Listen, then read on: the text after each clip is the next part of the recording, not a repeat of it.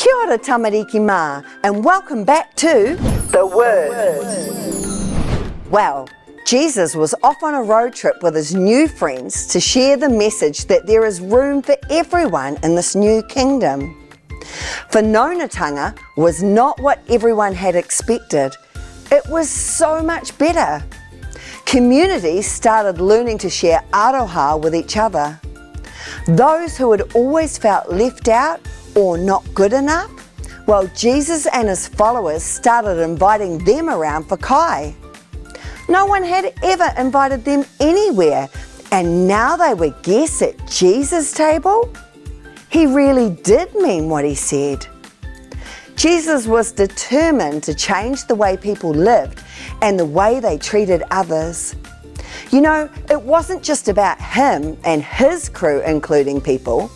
Jesus actually spoke up when he saw people treating others badly or judging them about the stuff they were doing when no one was watching. One day, while Jesus was out and about, he was asked by one of the village leaders to come and have dinner at his house. So Jesus went with the man to his whare, and they sat down to eat together. They hadn't been there very long when a wahine, let's call her Lizzie, arrived. Lizzie had a bit of a bad rep. She'd heard that Jesus was in town, and she knew that his message was for everyone. Lizzie really wanted to thank and bless Jesus by washing his feet. I know, it sounds gross, but that was something that they used to do back then because people's feet would get really dirty from walking on the dirt roads. Nervously, she entered the room. Lizzie knew the people inside would probably just throw her out, but she hoped she could bless Jesus first before anyone noticed her. As soon as she saw him, she knelt down and she cried. As her tears fell, they began to wash the dirt off Jesus' feet, and then she used her long black hair to dry them. Lizzie had bought a very expensive jar of perfumed oil with her, and when she knew his feet were clean, she massaged them with the precious oil. Suddenly, the man who had invited Jesus home noticed what was happening, and he was not happy. "What's she doing here?" He spoke to Jesus and he said, "If you really were sent from God, you would know that the woman washing your feet is not one of our kind. She's not welcome here."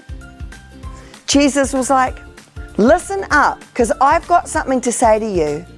And then Jesus told him this story. There was a man who loaned money to two people. He gave one of them 500 pieces of silver.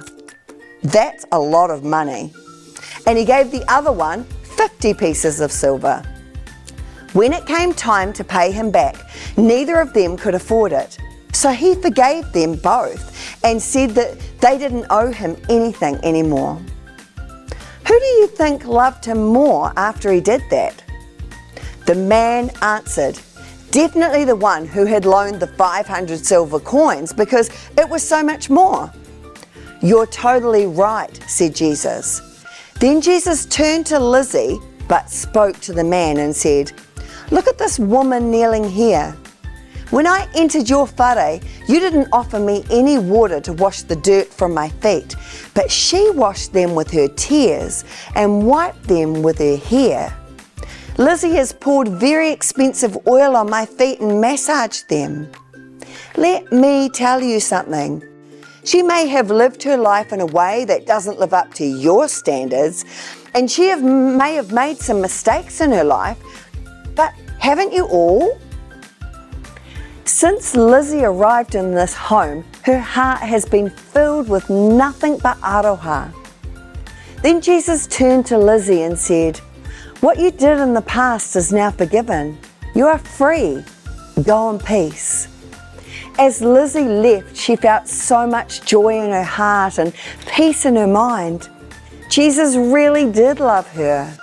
He really had come to rescue people, just like her, who no one else saw, heard, or included.